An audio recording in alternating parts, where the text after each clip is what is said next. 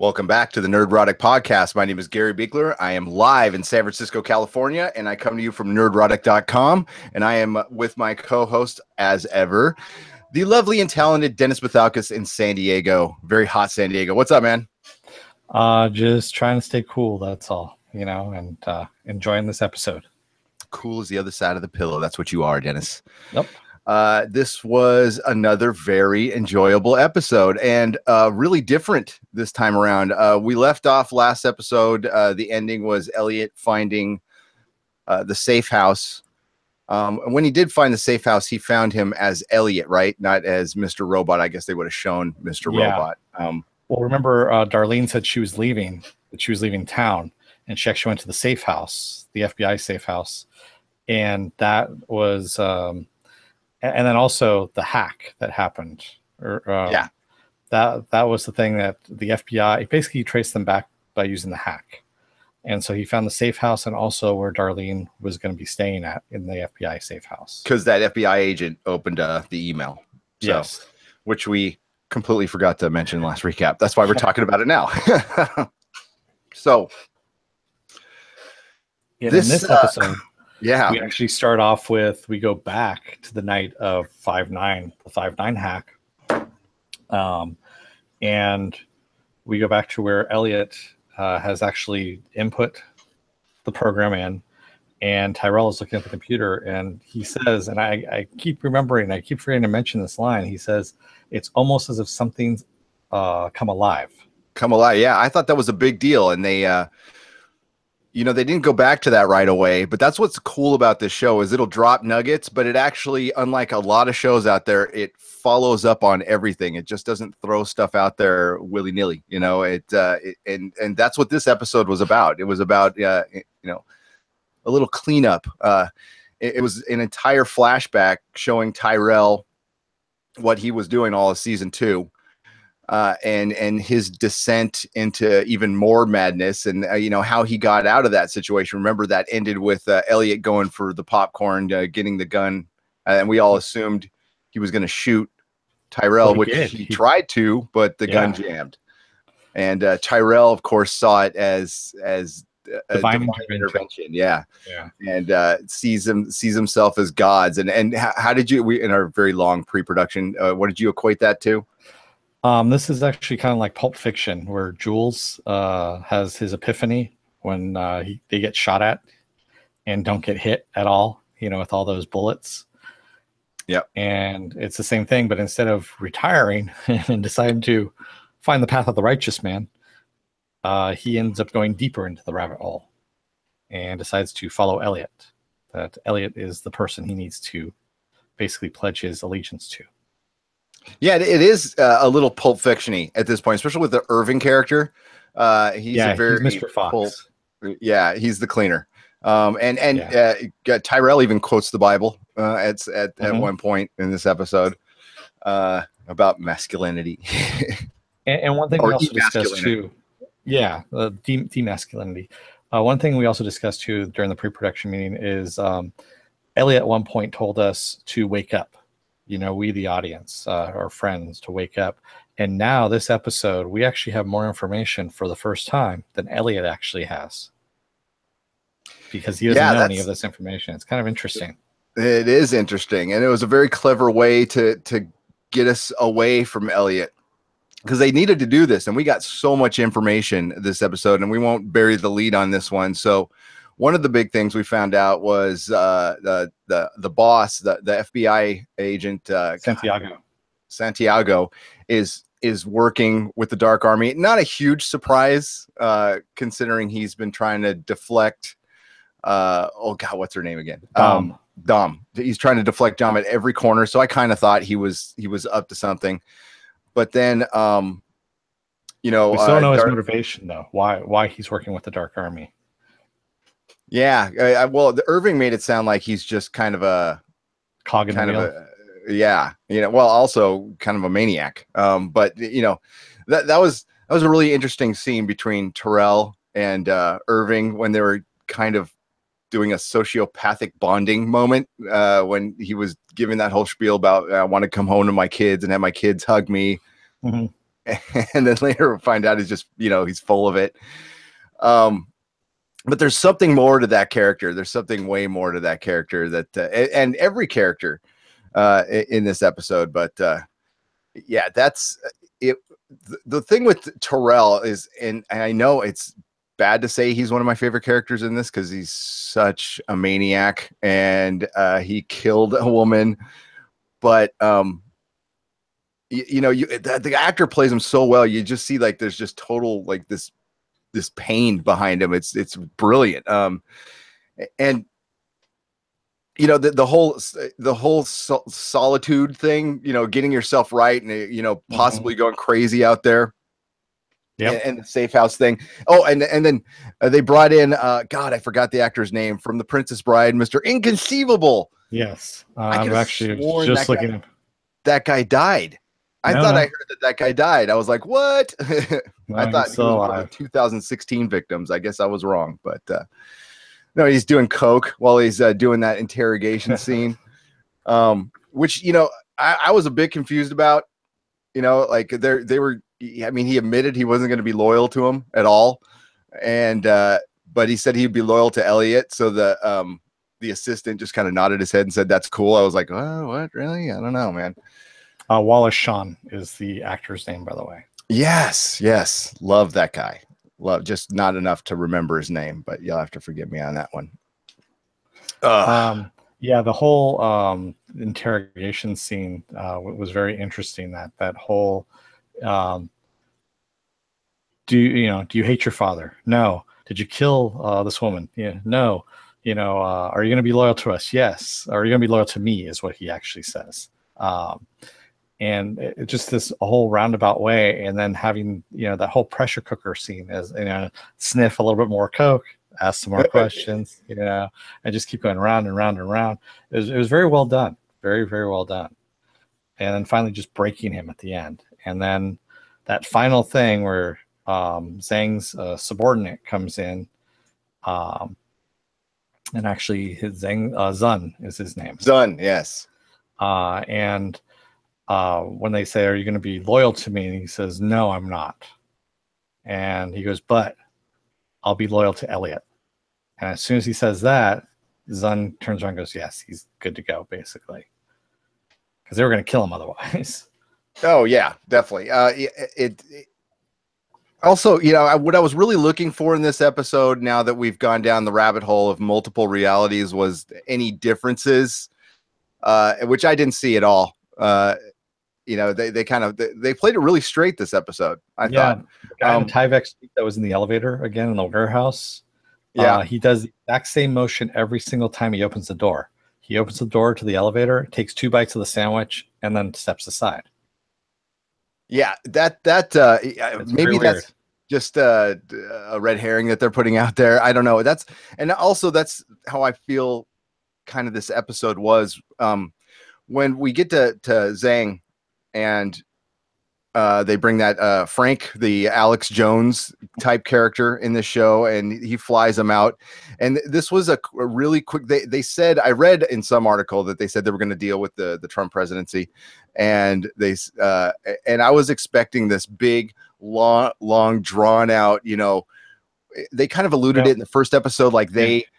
Like Elliot caused it, like he feels responsible for it, but no, they just kind of did it in a one-line gag, and that was it. Yeah, and that was basically Zhang said, saw him on TV and said, he's going to be the next president. We're going to back him because he's going to cause enough chaos that they can do all the stuff that they need to do without getting any attention drawn to them. And he said, if you pull the right, you pull the puppet and you pull the right string, the puppet will dance. Now, we're not going to get political on the show, and we don't get political on the show. To play both sides, I think that was kind of the best way you could have dealt with it. I mean, we all know we're the writer sides politically. He's made it no secret. But you don't want to piss off half your audience. That's just so I think this kind of was like the least thing they could do. I don't know. Some might disagree.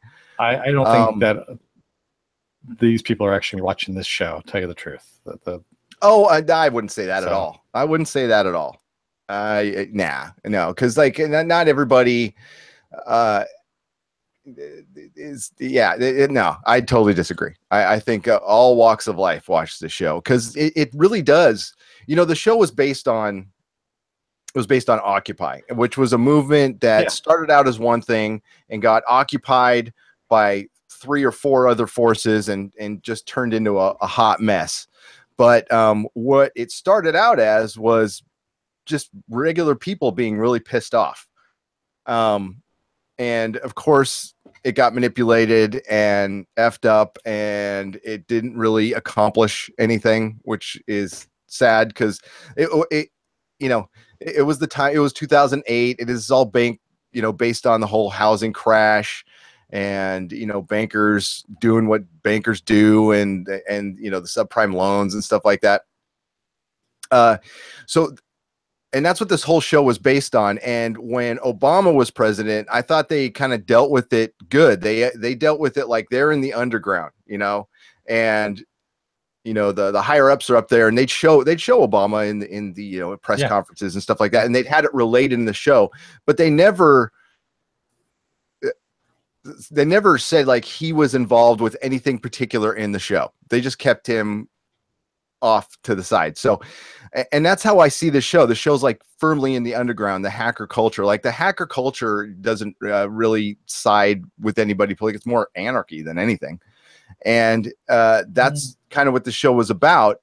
And what happened this episode, and this is just, my opinion, that we kind of turned Zhang into a mustache twirling villain. Now, it might have been just a throwaway scene, a scene to deal with this, because this is supposed to be in our kind of an alternate reality of where we're living.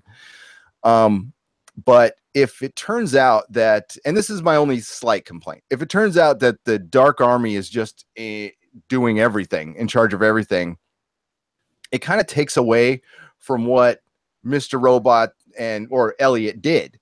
And I always saw it as more of an underground kind of Fight Club thing.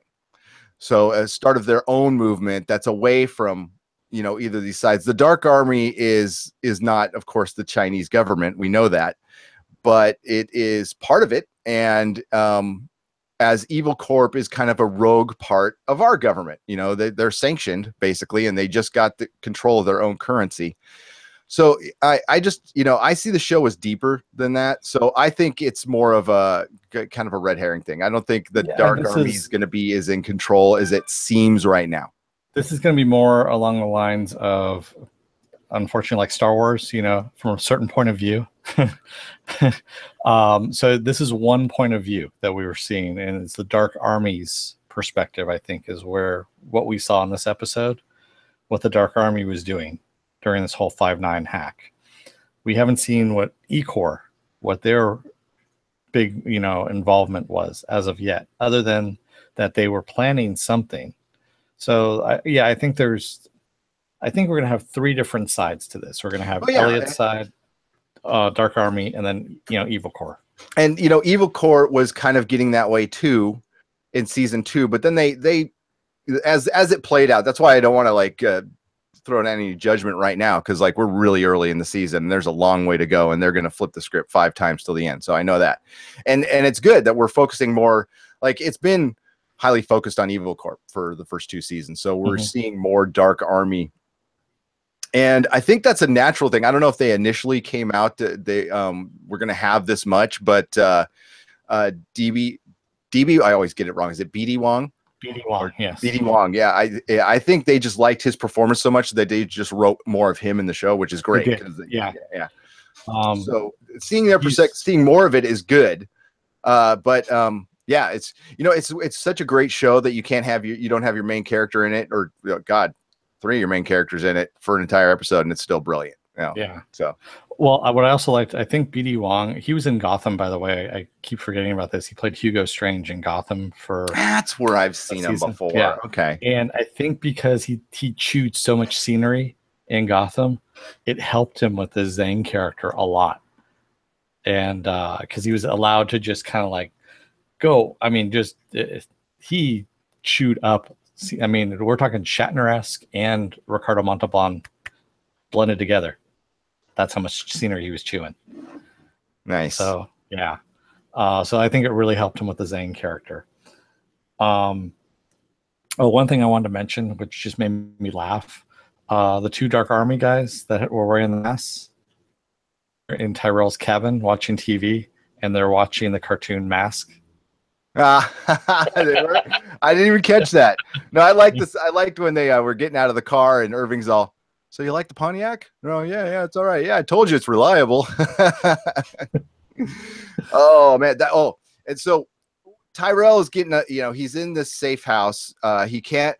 He's actually they actually Irving offered to let him contact his wife, and Tyrell's all, no, it's best if we just stay away and focus on the project. And he's getting more and more resentful just being away from Elliot because he's obviously, it's in love with Elliot, I would say at this point, but maybe He's more than that. Infatuated. Thank you. Yeah. But he gets a little sick of it and goes on this little walk and gets busted by a cop. And that whole dislocating his thumb to get the damn. Oh my God, that's the one thing that gets me. It's if you're ever peeling fingernails or dislocation of joints. I mean, I could see a head get hacked off all day long or a skull get cracked open. But man, that had me squirming. I was like, oh God, no. I was like, oh damn, I can't watch this. That was hardcore.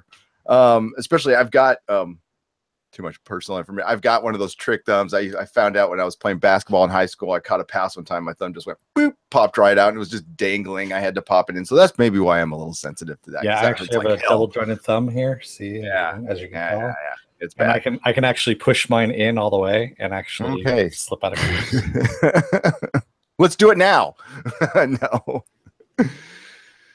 Oh, so that's when we find out about the FBI agent. And yes.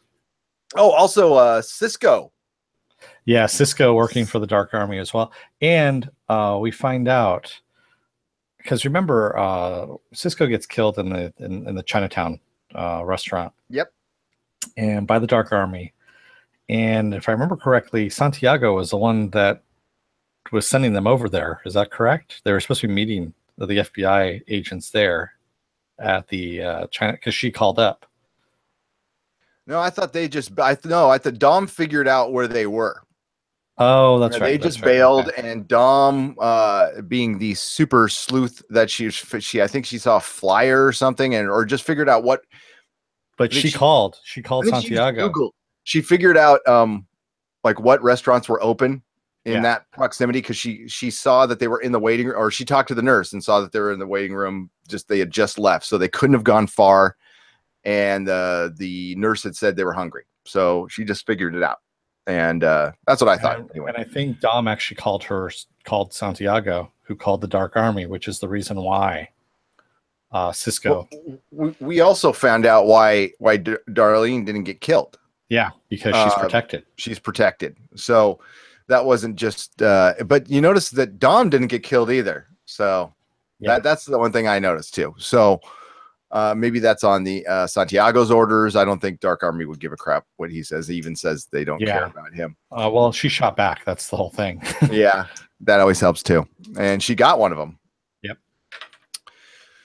So, so the Dark Army is in control of everything. And that's probably going to be the biggest topic of conversation about this episode was the whole Trump thing. But again, that was just kind of a gag.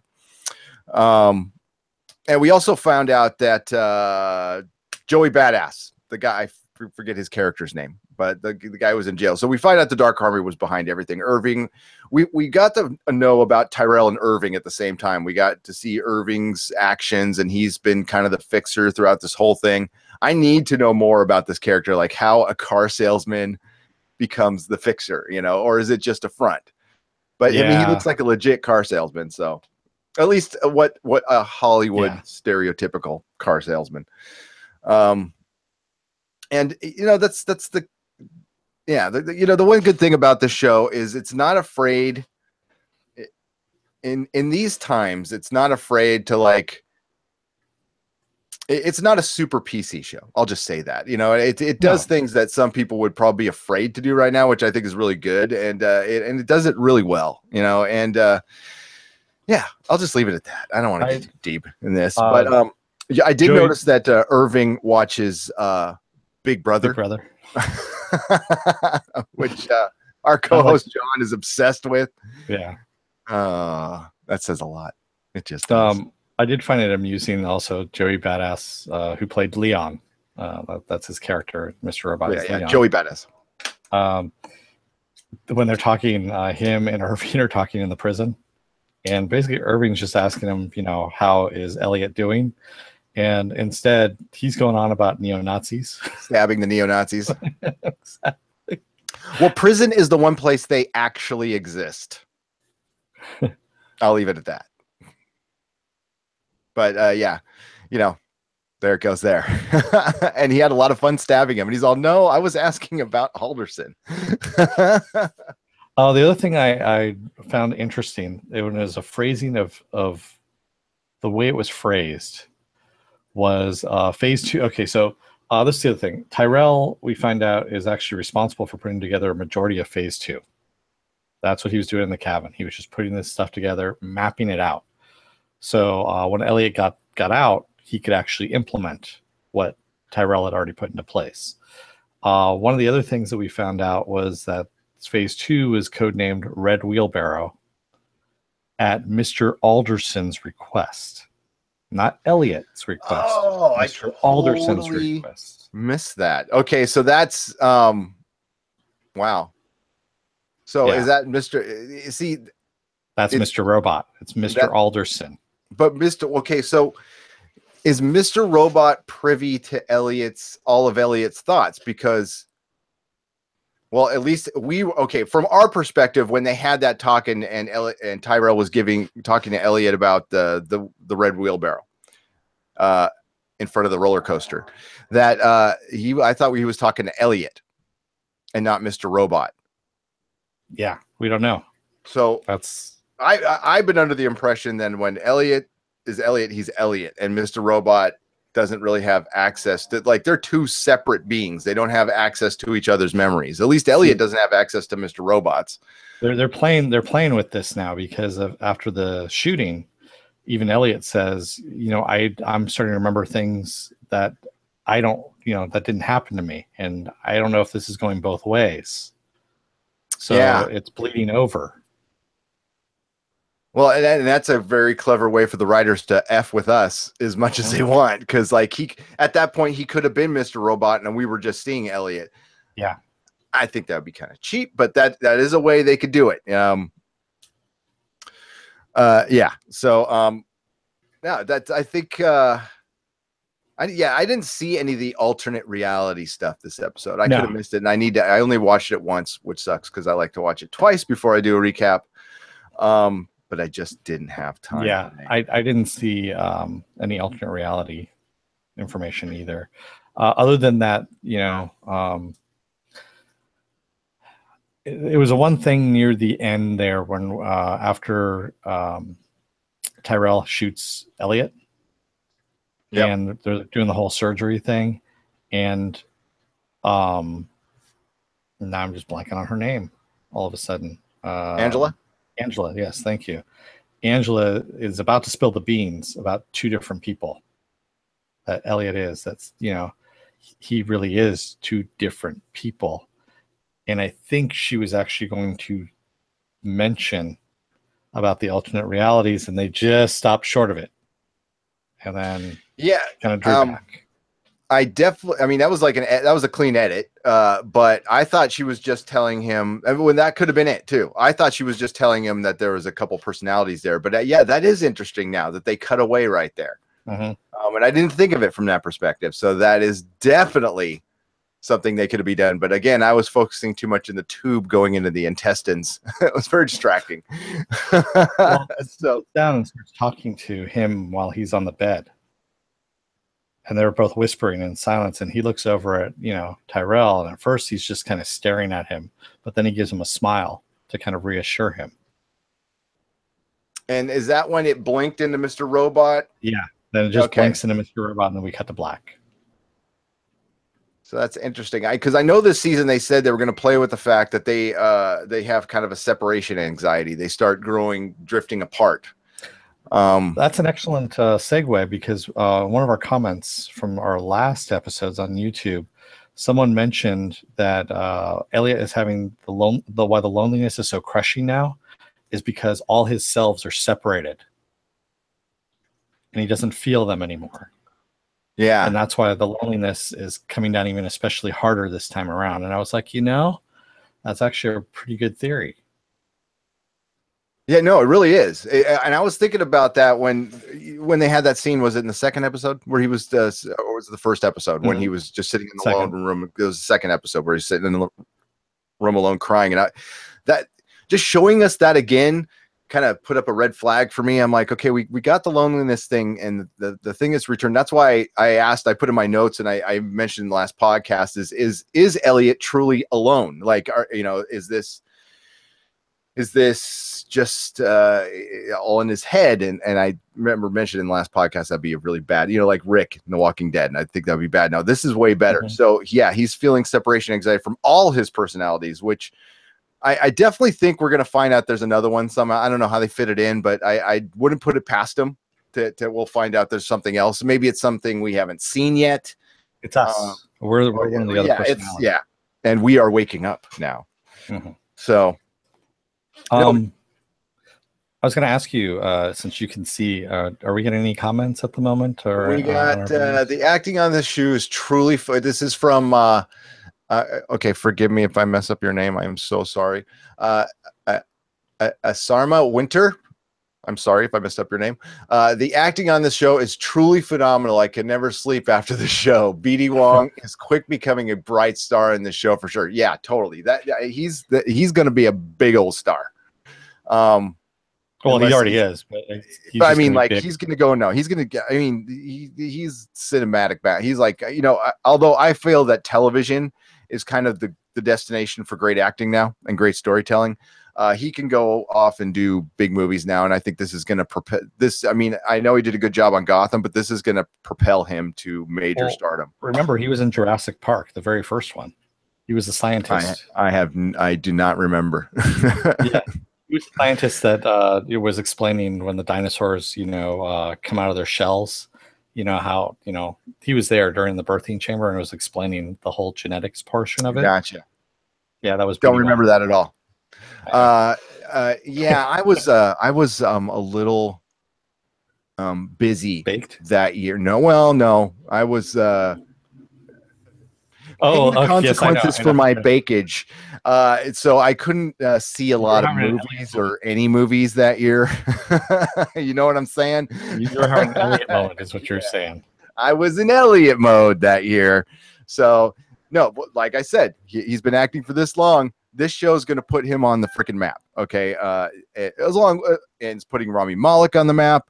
And Sam Smeel, or Sam's email, as I only want to say. I mean, that guy, the writing on this show is, even though I thought the whole Trump gag was, like I said, it had to be done, didn't go over. I thought it was, I chuckled, but that was it. That's probably the best way you could have handled that without, causing a bunch of crap and just wanting to do your show, especially when you're basing something in reality. I'm always, when you're doing something fictional, I'm not a big fan of dated material, except when it's something like, like a Mr. Robot. My favorite movie of all time is Fight Club. And I'm a huge fan of Pulp Fiction, like a lot of people are, and a little bit of Matrix. And it's just everything I like, plus the best acting on television, the best writing on television. And it's a show and it's the best show to recap. I mean, like, even when we're done tonight, Dennis and I will probably think of 3 things we missed. And, I have to watch. I love a show where I have to watch it twice. I know some people hate that, but I love it, and some people like Dennis are clever enough to catch that crap all the way through. But, I'm also in a house with like 3 dogs and 2 kids and running around. I know it's an excuse, but yeah, it's hard to get a little quiet time. That's why we podcast late. But yeah, so we end the episode. It kind of took me by surprise, this ending. I wasn't paying attention, and it just catches us. Did it catch us all the way up? It didn't even catch us all the way up. No, it just basically ended with him being shot. And then him on the you know, So having it ended with him. It ended where season 2 ended. Yes, pretty much. It ended where season 2 ended. Yeah. Yeah, that's why it took me by surprise. I was like, whoa, it didn't even bring us like up to speed, which Well, it I did. thought It was going just to happen. it kind of did it in a roundabout way where Yeah, it caught us up between season 2 and the beginning of season 3. But it didn't bring us up to right now, which no, it didn't bring us up to honestly, right now. do we know what right now is in this episode, in this show? I have no freaking idea. We don't know if right now is actually really happening or not. So no, I harken back to the jail thing, which I think it was like 4 episodes in. I knew something was going on, but I had no clue it was that. Yeah, And that threw a lot of people. I mean, even me, I didn't realize that was going to happen at all. It just threw me for a loop. Totally. And with this show, I know Dennis likes to do this with movies, and I don't want to speak for you, but I'm trying to do this with the show. I am staying off Reddit. I am staying off, which I love. I love to go to Reddit. Staying off everything because I don't want to. Because I know like the multiple dimension theory has been out there since season 1. But I didn't know that because I've been staying away from that stuff. I want to get there on my own and give you guys like the visceral review, the right now review. And yeah, I don't want to do all my research on Google Plus. I don't have much time, so there it is there. But yeah, no, nothing. I already know the mid-credit scene from the Thor movie. It's like I already know how like the entire plot of Justice League, and that's just from out, not even looking. So it's just nice to be surprised something, and it's nice to see a show. I mean, we love superhero stuff, we do, and we're big comic fans, obviously. Yep. But it's good to watch a good, fun, adult show. And they dropped the F word, and unlike in Star Trek Discovery, it wasn't. It felt natural, it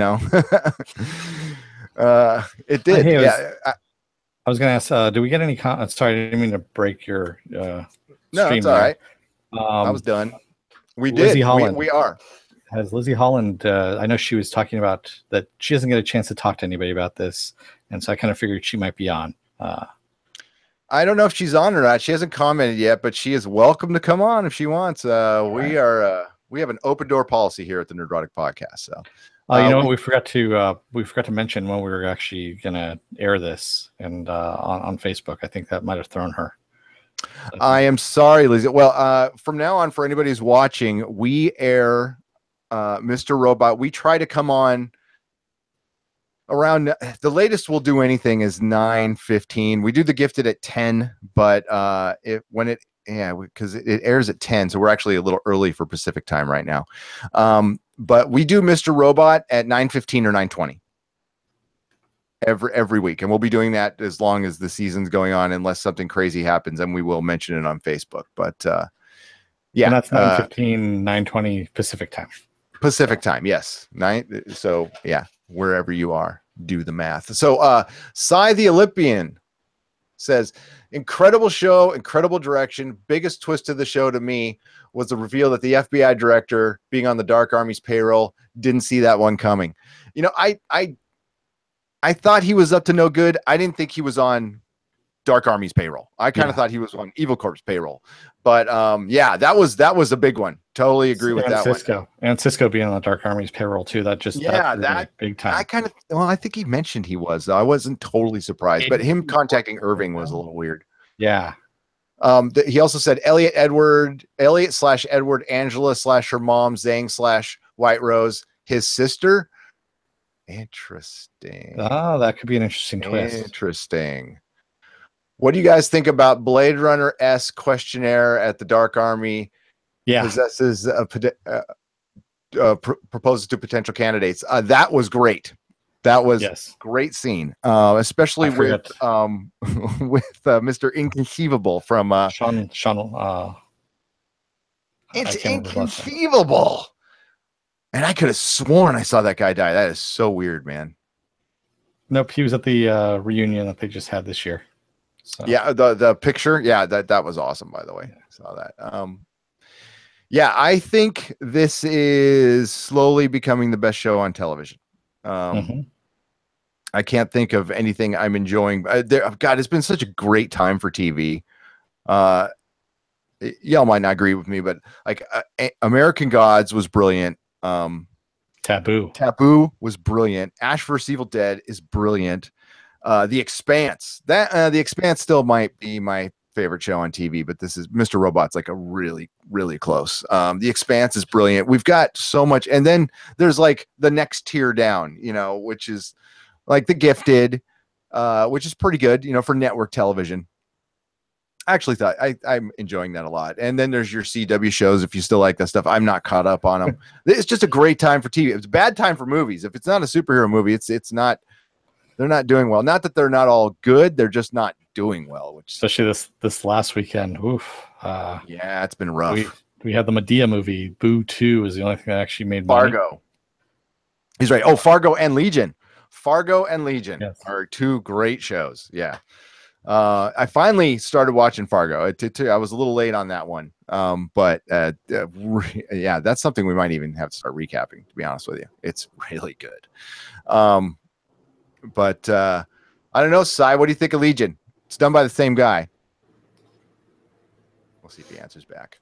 But yeah, which is a show that's coming back very soon. Yes, and I'm looking forward to it. Oh God, I can't wait. We were kind of rough on it in the beginning, which we were rough on. That's the problem with recap. Yeah, we were, and that's the problem with recapping every week. And this might happen to us with Mr. Robot too.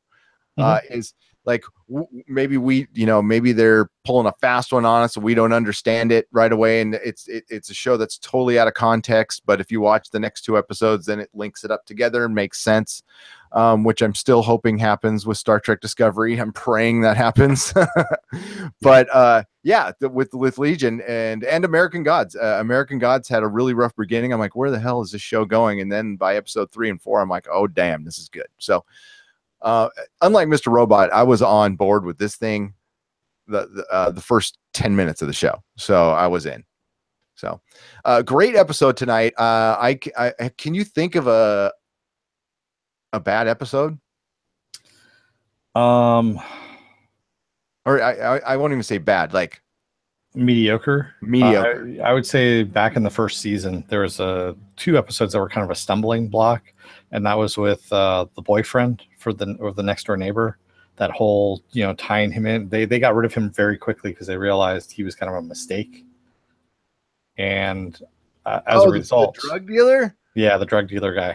I kind of liked it. I thought he was crazy. I like that. He was crazy, but he served a purpose. He didn't fit in with the storyline, and so he was kind of distracting. That was purposeful, though. I think that was purposeful. I think it was. Like, we're trying to bring this element in the story because all elements are in this story. That's the great thing about it. Is like we're reaching up all the way to the president, and we're down to little Elliot who pops Suboxone and Adderall. And practically lives on the street. Like how does he pay rent? Oh, I guess nobody pays rent now. So, I mean, there's so many things we don't know, and but we're still entertained. That's and Westworld, another great show. Mm-hmm. I remember 3 episodes in, we're like, I have no idea what's going on, but I'm really entertained. Yeah. See, God, I forgot to mention Westworld, another great show. So, yeah, we're in good shape. Lots of stuff out there. There's lots of stuff. Yeah, it's not just Walking Dead and Game of Thrones anymore, which is nice. Yeah. All right. Any final words on this episode? Looking at my notes, and no, I don't have anything. So, did you want to do some housekeeping before we go? Cy the Olympian says Noah Hawley is undeniably fantastic and getting tense set pieces. Fargo season 2 is brilliant. Legion is also up there. Vargas may actually become relevant again. Yes. Okay. Hey, Cy and Isarma, I'm sorry. Thank you for commenting. You guys are awesome. You know what? The one thing that sucks is these the live chat doesn't carry over when it becomes, because this is later going to become a video recap. We're live streaming now, and we've always been a live streaming channel. We just got a little in trouble for a little while for something we have no idea what we did, but YouTube put us on restriction for 90 damn days. It was a pisser. So I'm really glad to be back live. Our gifted last night got demonetized for, I have no idea, probably because we said we didn't like the first 20 minutes of the episode. I don't know. Who knows? Oh my God. Hey, there's more from Side of the Limit. Before we go, well, he took the time to type it. I'm going to take the time to read it. Okay. Yeah. Yeah, and by the way, subbed. He says subbed. Thank you so much. You rock. Nice. Yeah, if you guys, I mean, we love actually hearing from you. That's what we do. I mean, we're the same as you. We're fans of this stuff. This all started a couple of years ago. Gary owned a comic book store. I owned a comic book store in another previous life. And I actually met Gary at this comic book store that he had. And we'd stand around for hours talking to different people about different shows, different comics, things like that. And that's what this kind of evolved from, it just us talking. And that's what we want people to do. We want people to get involved with this, talk with us about it. And yeah, exactly what Gary's doing. He's reading what people are writing on there, and that's what we want to do. And we also bring in comments from our videos as well, because we go and take a look at our comments and respond to them. I actually respond with my own account, not the Nerdrotics account, and on YouTube, and interact with people, because that's what I like to do.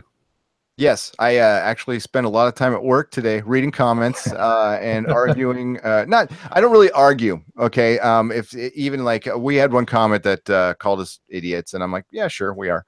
And I actually didn't argue. I offered to chat with them on the email. It's like, hey, if you got something you want to talk about, let's talk about it. Let's talk it through.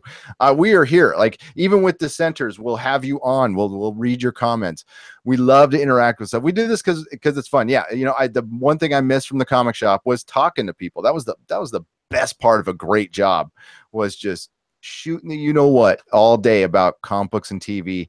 And it brought all walks of life together, and that's the cool thing. It was the great unifier. It's what's good in this world, and we can all come together and love this stuff. Kumbaya fucking ah. All right. So all of our, so you won't say shit, but you'll say yeah, but I'll just drop the F-bomb. So bye 15 cents we'll make off this video. Whatever. Hey, all of our links will be in the description once this video is up. Dennis's Twitter is @DeForce. Mine is @Nerdrotics. Please visit nerdrotic.com. That is our main website, and it's basically just all our videos and podcasts. And thank you, Cy. And we would love for you to subscribe, because your time is more valuable than money, and we appreciate it. So, Dennis, take us out. First of all, I'm just going to quote, I think it's Patti LaBelle, "Ring My Bell," on YouTube. Yeah, so just ring that little bell, and don't let the door hit your ass on the way out, America. May the small folks sing songs of your greatness. Thanks, everybody. Thank you. Good night.